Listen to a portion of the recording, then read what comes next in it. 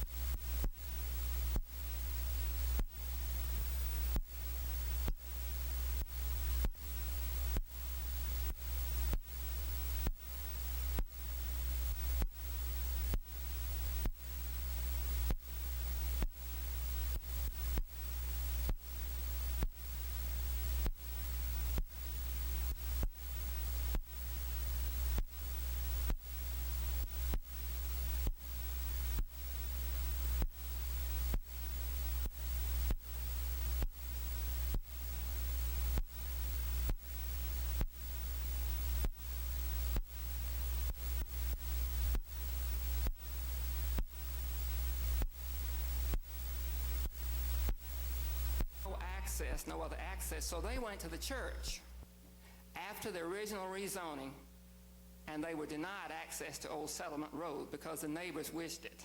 They did not want trucks and anything coming in on this road that abuts the residential property back here. So they went to the church, DuBose Jones, asking for a small access driveway for emergency vehicles, and the church said yes, but we would like to use this for overflow parking. You understand that's a large church. Now they have about 7,000 members. They were parking all over the road. So how would somebody tell if it's going to be used for emergency or if it's going to be used simply as ingress and egress for office? well, one of the things about this is that's a very large parking lot from here to Mount Perrin Road, and it's very circuitous. It is not an easy way to get in and out. People are going to choose the easiest way to get in and out, the cars, individual people, the clients of this building. To just have an emergency, it's like having emergency exit for a theater or something like that. You need some kind of relief or entrance. Suppose you had a fire. They can't get to this from Old Settlement Road. All up and down Old Settlement Road, they've got signs that say no parking due to the fire marshal. I don't know why, whether they thought they could come in from the back with fire truck. They cannot get into the back of this project from Old Settlement Road. So they came in, and this driveway was on there, and on the site plan amendment passed by council, and on the amendment, it says at that time, DuBose Jones agrees to close the driveway if this property reverts to strictly residential use. It is in the site plan amendment.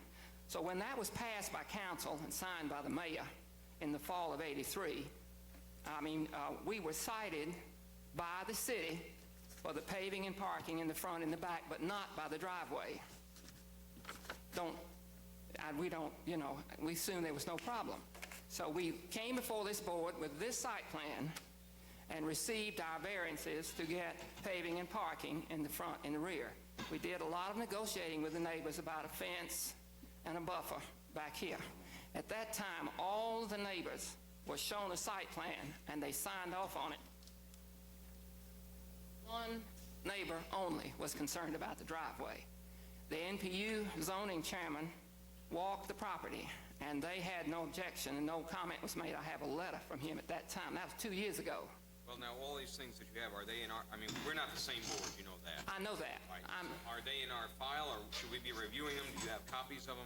I have copies of the letter from the zoning chairman of the NPU. I also have a copy of the letter from the residential representative at that time who reported to the neighbors following the site plan amendment of the compromise and called the driveway a minor situation. I have that letter. Okay. Would you like for me to introduce that? Well, it's up to you. I don't want to tell you how to present your case. It may be a good idea for us to take a look at it. All right. I have this here with me, and I'll be glad to present it. This is the letter from the chairman. This is a letter from the neighbor. Yeah, hold that for me, Will. This is a letter from the neighbor, Mr. Harold Russell. Thank you.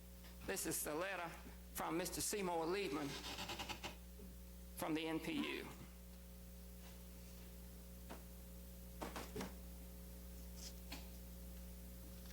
That was 2 years ago. I don't want this to take away from my time, or can we get double time? I know it's going to take some more time. Okay, thank you.